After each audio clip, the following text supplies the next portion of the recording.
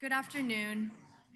My name is Jess Sneesby, and I'm a third-year law student here at the University of Colorado. And it is my pleasure today to introduce you to FCC Commissioner Ana Gomez. Across decades of service, both in public and private sectors, the Commissioner has worked at the intersection of innovation, universal connectivity, public trust, and national resilience. Notably, she has held several positions throughout the FCC. She has also served the U.S. Senate Commerce Committee, the National Economic Council at the White House, NTIA, and the Department of State. Given this record of service, she'll stand here today as a commissioner of the FCC. Beyond this, she is a true community builder and hero of mine. So please join me in giving a warm welcome to Commissioner Gomez.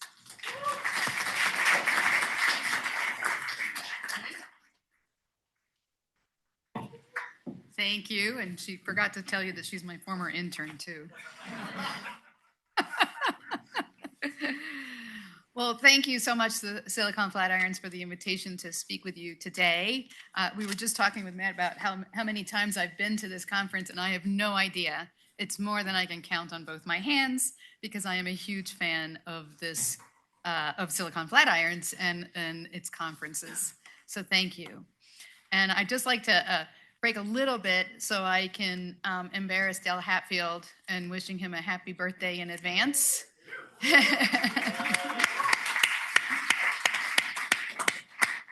Dale, I truly treasure our friendship and the opportunity to embarrass you at every possible moment. So I began my career as a telecom attorney doing the lead up to the historic 1996 Telecommunications Act. The passage of the act was a reckoning of the vast technological advancements that had taken place since 1934 and transformed the way that society communicates.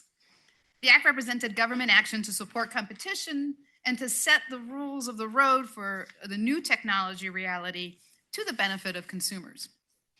At the time of its passage, telephone service was prevalent, but divided into local and long-distance service with limited competition in the local sector, and telephone providers were prohibited from providing video services. Therefore, one of the goals of the act was to open local telephone and cable services to competition. The act also acknowledged that a fledgling technology, the internet, was emerging, and it had the potential to profoundly transform the way we communicate in the future. At that time, of course, the internet was nascent, and dial-up was avant-garde, state-of-the-art connectivity. Additionally, a new era of wireless communications was beginning to take shape. The Federal Communications Commission received spectrum auction authority 3 years before the act passed. The Wireless Telecommunications Bureau was only a year old. And the fifth spectrum auction, the PCS block, was underway and ultimately garnered a record-breaking $10 billion in winning bids. 30 years later, the innovation that the act ushered in surpassed what we imagined possible, and technological progress has once again reshaped communications today. Cell phones are nearly ubiquitous globally, and the internet has gone from a screeching, slow-moving innovation to a seamless lightning speed necessity in daily life. By now, the FCC has held over 100 spectrum auctions and even created new types of auctions: reverse, incentive, simultaneous multiple round, ascending clock, descending clock. Drones are not gadgets of science fiction, but commonplace devices used today by consumers, hobbyists, and first responders. And there are myriad wireless devices embedded into our daily lives: appliances, portable computers, security cameras, headphones, fitness and sleep trackers, mugs to keep your coffee warm, and even augmented reality glasses that can translate languages in real time. The progress is simply astonishing. Although I'm still waiting for a wireless car that unfolds from my briefcase at the press of a button, like in the Jetsons. But it could be argued that Uber, Lyft, and Waymo are exactly that.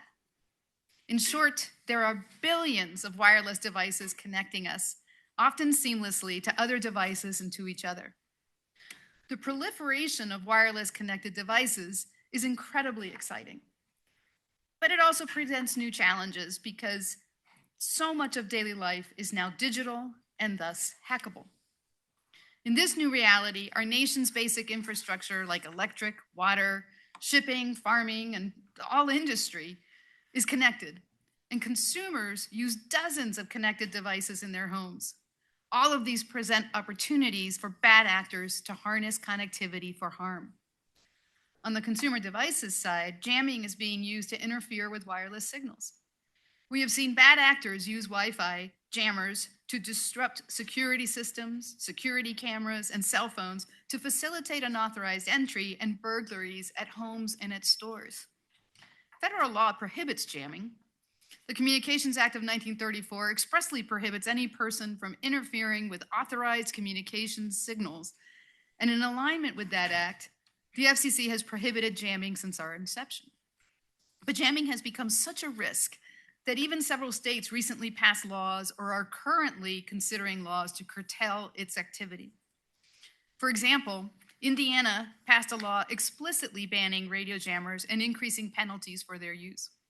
California proposed criminalizing not only use, but also manufacture, import, and marketing of jammers. New York introduced a bill that would elevate possession of a jammer to a felony, and Florida has statutes that prohibit knowingly obstructing emergency and volunteer radio communications, a protection for first responders. And there is a growing body of devices that are inexpensive, highly programmable, and supported by a large ecosystem of firmware, libraries, and examples to allow bad actors to interfere with wireless systems, clone RFID cards, and exploit vulnerabilities in wireless technologies.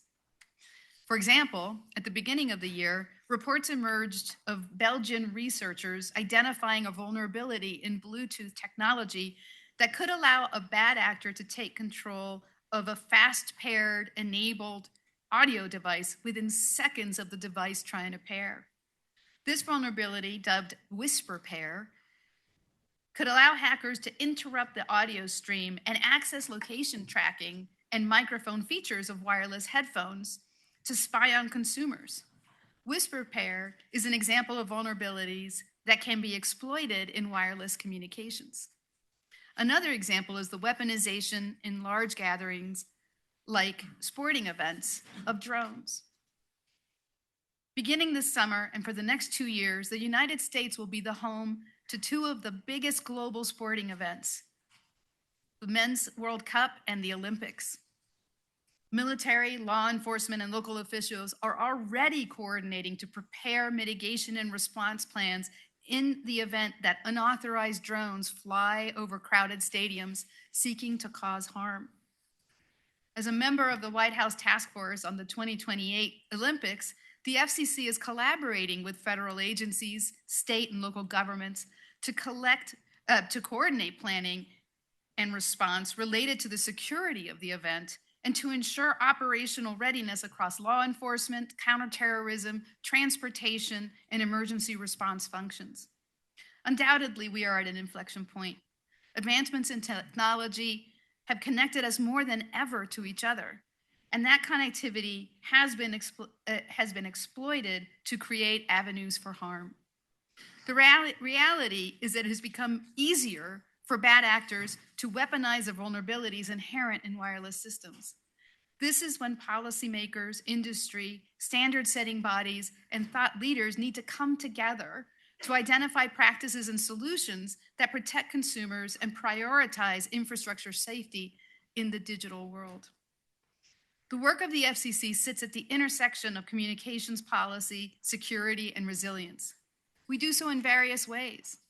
First, our spectrum management must consider interference potential to incumbent and adjacent, and sometimes even further away, services.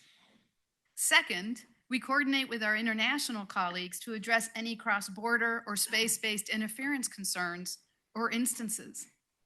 Third, our equipment certification processes also are designed to ensure no interference or security concerns. And finally, our Enforcement Bureau plays a unique role in investigating and resolving radio frequency interference to public safety, communications, and critical infrastructure. The Bureau responds to interference complaints, prioritizing complaints related to public safety, such as air traffic control, navigation, search and rescue operators, police and firefighters, in collaboration with state, federal, and local public safety agencies. Our field offices also investigate commercial harmful interference instances, working closely with the wireless carriers and other licensees, and members of the public can also file complaints about interference with our Consumer and Governmental Affairs Bureau. This FCC has also established a Council on National Security. The council brings together representatives from all 8 FCC bureaus and offices to leverage the agency's regulatory, investigatory, and enforcement authorities to counter foreign adversaries and to protect consumers. And although I believe the agency can do more to incentivize industry to address vulnerabilities, the work of the council will be critical in the coming years. Well, we have a distinct mandate to address harmful interference and to stay knowledgeable on emerging threats in the digital age. We don't do this alone. We act in coordination across all levels of government, informed by the work of experts across the spectrum: cybersecurity, aviation, public safety, and system engineering fields. And so much of thought leadership comes from outside of government, including standards bodies, industry, and academia. Just as technological innovation will keep evolving, so will the threats. That is why it is critical that I am here today learning from all of you. As I said earlier, we are at an inflection point. The Spectrum Security and Resiliency Summit is timely. Conversations like the ones you'll have today are critical to help policymakers like me understand the entire ecosystem of vulnerabilities, threats, solutions, and governance actions to keep our communications networks, infrastructure, and consumers safe while continuing to allow technological innovation to benefit society. I look forward to hearing insights from all the panels. From the Lessons from the Airwaves panel, we'll hear about what we can learn from the past, how earlier generations confronted attacks, and how these lessons can be addressed today. From the panelists in the Emerging Spectrum Security Landscape panel, I look forward to learning more about jamming, spoofing, unintentional interference, and strategies to prevent and mitigate attacks. And from the Resilience by Design panel, I will be listening for your suggestions on the ways in which policymakers can promote increased resilience. I know the discussions today will help me and help us all better understand the threats. And they will also help us explore solutions to maintain a wireless environment that allows for innovation and keeps consumers safe.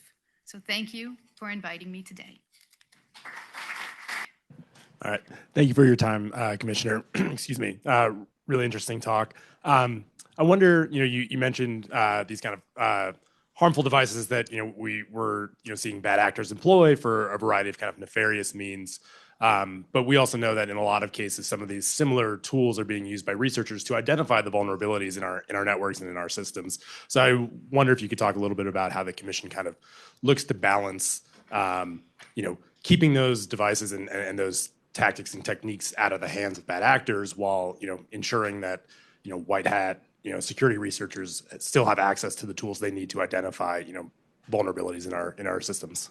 Yeah, you're talking about what's a good issue to raise, right, is what is the right balance to ensure that we don't have our markets flooded by these devices. We see them all the time. We see them on Amazon. And I worry about this, by the way, when it comes to the contraband cell phone proceeding, that what we are opening the door is more proliferation of these devices that will be used for nefarious purposes. So it is a balance that we have to try to keep, because we do want researchers to continue to do their work, but we also don't want bad guys to be able to use them.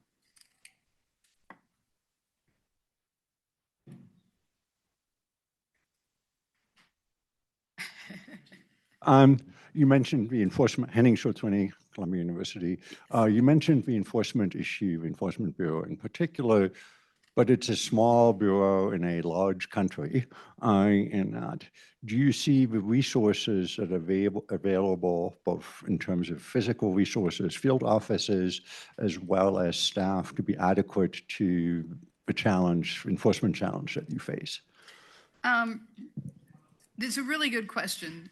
We have seen the FCC reduce its field offices in particular quite substantially with the reduction of our appropriations. And that has been difficult because we are not able to respond, particularly locally, where we've had to close those offices. So we could certainly always use more resources in that area, and you'll never hear me say otherwise.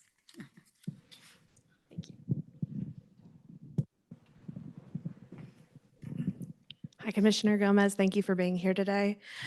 You mentioned at the beginning of kind of talking about the exploitation of wireless technology, talking about jamming and the state laws that are coming out about jamming devices.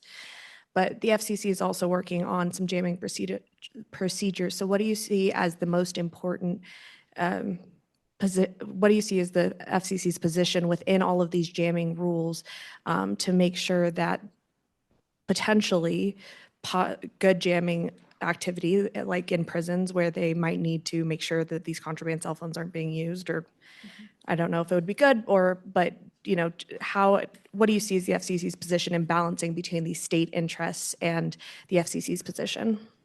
Yeah, so the FCC has a notice of proposed rulemaking in which it's seeking comment on whether it should authorize jammers in non-federal prisons and jails. And it's doing so with an interpretation of the act that it can deauthorize the devices inside the jails and prisons, and therefore if you jam them, then it's actually not a violation of the law because the law prohibits jamming. I'm paraphrasing of authorized devices, let's say. I am paraphrasing.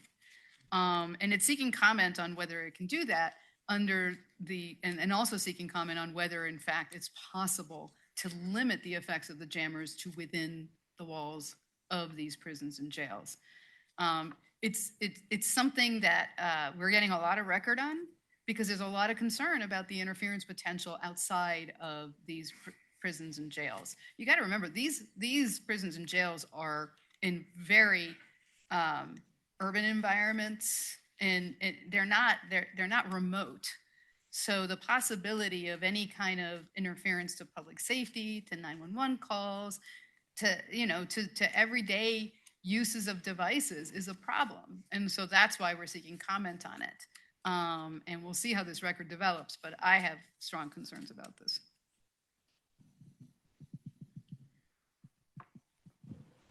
Commissioner, this is a question from a law student that has limited understanding of spectrum. But as I was listening to you and reading a little bit about this session, I see that there's a tension between any regulations, say tightening specifically, say spoofing. Is there, do you see a solution, or what are your thoughts on this tension between potentially spectrum waves becoming national security issues, or so, what's the word I'm looking for? So secret that it interferes with the public's right to understand how their airwaves are being used?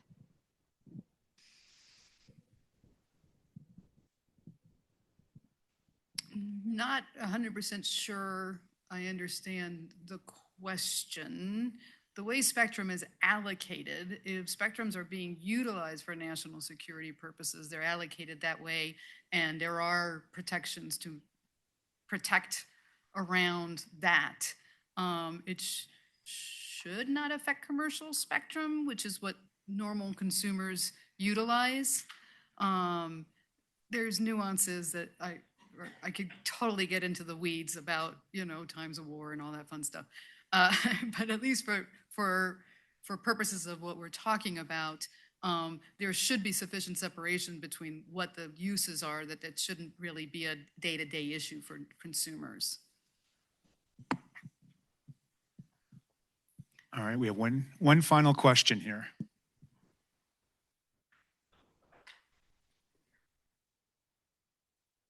There we go. Hello, my name is Nev. I'm an engineer for the State of Colorado Office of Public Safety Communications.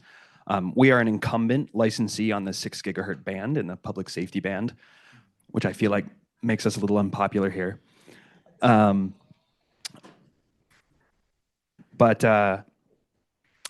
Previously, in my previous career, or I guess the first 10 years of my career, I worked in startups. So I'm all for pushing boundaries and expanding the reach of technology, especially when it's to the public benefit. However, despite the technical and regulatory structure within which the 6 gigahertz band has been open to unlicensed use, the group that I work for has noticed a significant reduction in the reliability and availability of our network with the proliferation of Wi-Fi 6 devices. And in many of these cases, we have identified and narrowed it down to interference from Wi-Fi 6 devices. I recognize that that conclusion is survivorship bias. We only see the cases where the system fails and where our network goes down. However, when a single failure can lead to an outage in the emergency communications for a 100 square mile area, an entire region of the state, we feel it very keenly. So I guess my question is, with the proliferation and the upcoming expansion of unlicensed use with geofence variable power, how is the performance of these technological tools that allow this expansion, the automatic frequency coordination and geofence variable power, how is that performance being evaluated and tracked and enforced? Well, we certainly rely on hearing from folks like you when something like that happens so that we can actually investigate it and look at what is really happening. Because as I mentioned, one of our important roles is to resolve interference for public safety. You know, have you reached out to the FCC about this issue? We have in a couple of cases. However, once we do that, it's when the issue has, you know, the issue is often passed. Right. And so the issue, the thing with us is, how do you prove something? Yeah. And in public safety, it's very important to prevent these much more than to react to them. Yeah. What are you using the 6 gigahertz band for? Fixed microwave. Okay. We have 250 sites statewide with fixed microwave shots. And these are providing internet service to public safety radio communications to police and fire and Colorado State Patrol throughout the state. So fixed. Sorry. So the 6 gigahertz fixed microwave, it provides backhaul to the 800 megahertz land mobile radio That's system. what I was. Yeah. Okay. Thank you. Appreciate that. Okay. Gotcha. Yeah, we should talk. All right. Fair enough. Thank you very much. All right. With that, please join me in thanking FCC Commissioner Ana Gomez. Thank you so much.